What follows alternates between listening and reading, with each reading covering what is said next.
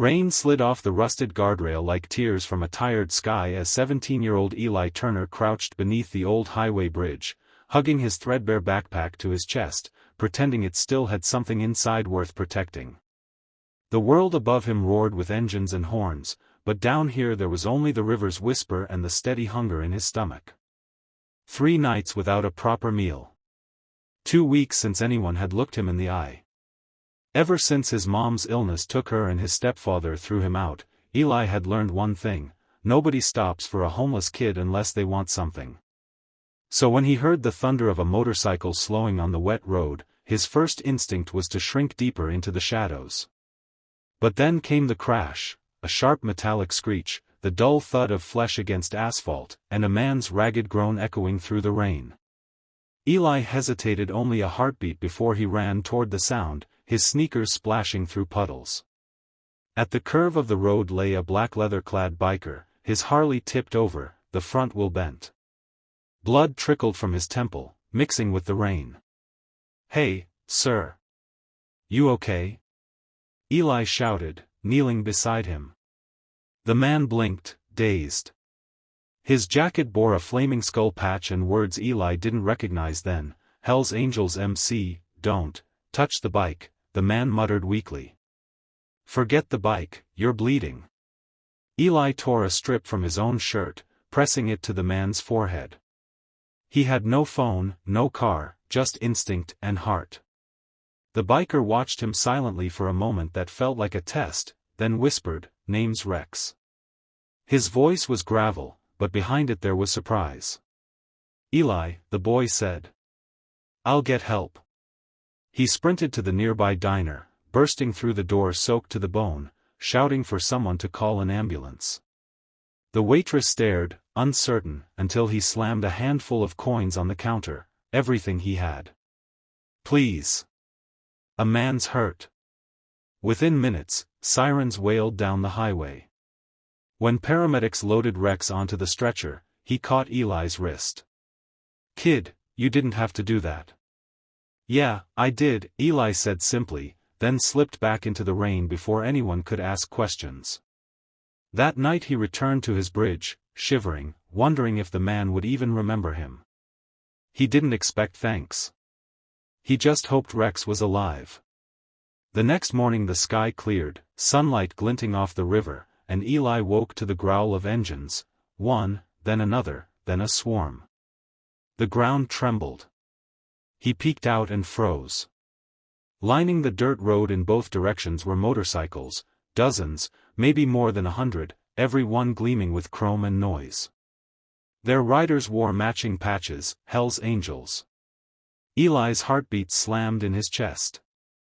A tall figure stepped forward, helmet tucked under his arm, scar down his cheek: Rex. But he didn't look hurt anymore. He looked powerful. The men behind him waited like an army. Rex pointed toward the bridge. "That's the kid," he said. "That's the one who saved me." Eli stumbled back, unsure if he should run or wave. You're okay?" he asked. Rex smiled, slow and dangerous. "Better than okay, brother. You helped one angel, now the angels are here for you."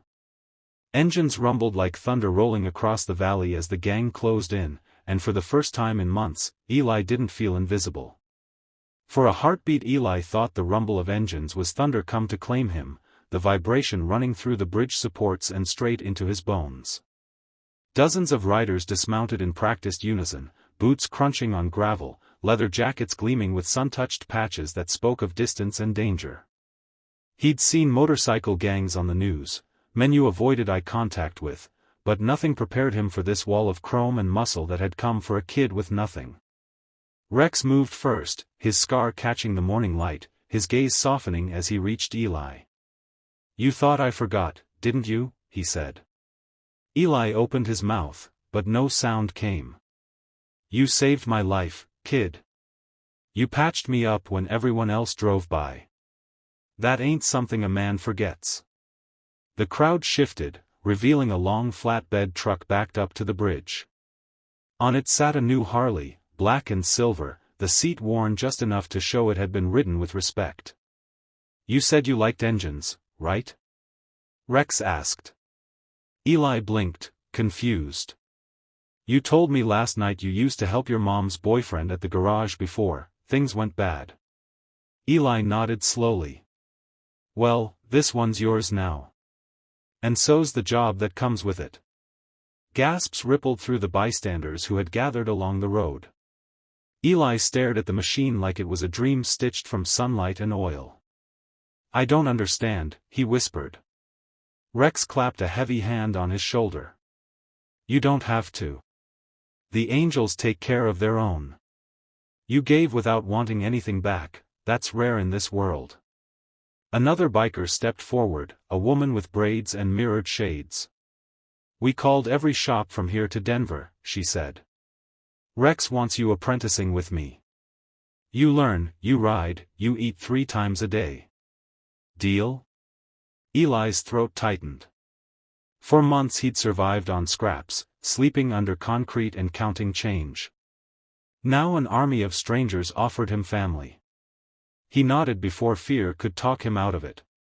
The roar that followed was half laughter, half cheer. Engines fired again, and the whole world smelled of fuel and redemption.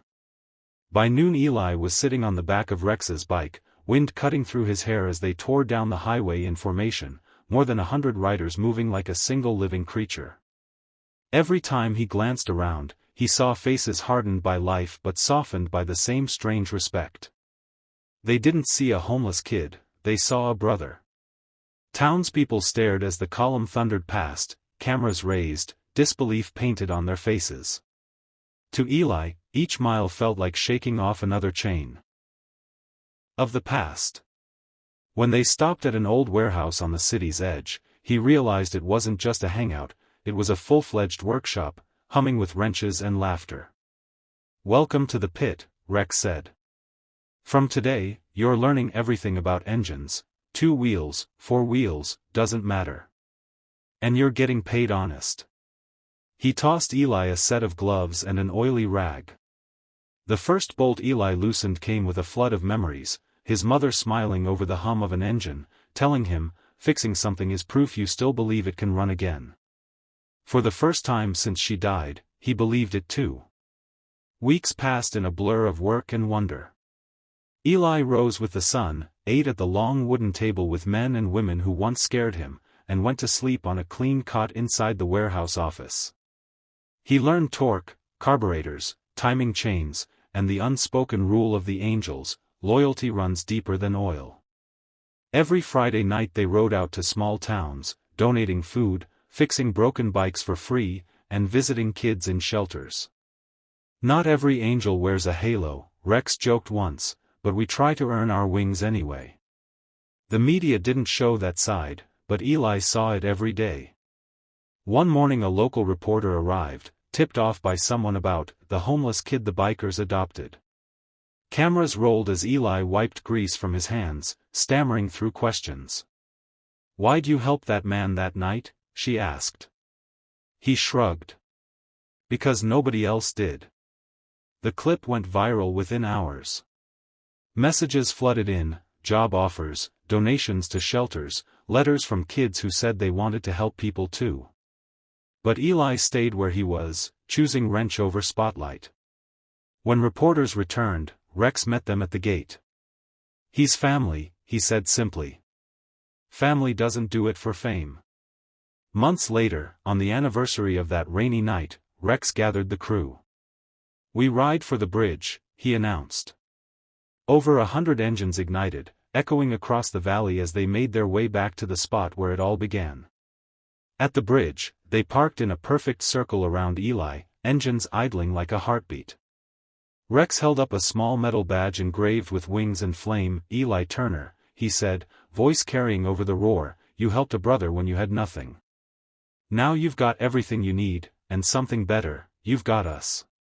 From this day, you ride with the angels."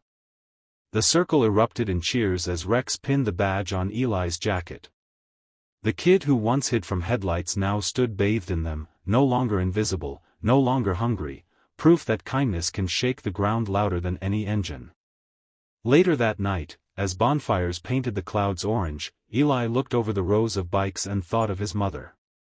He could almost hear her whisper, proud and laughing, "Told you engines can bring things back to life." He smiled through the smoke, whispering back, "You were right." The wind carried his words across the river.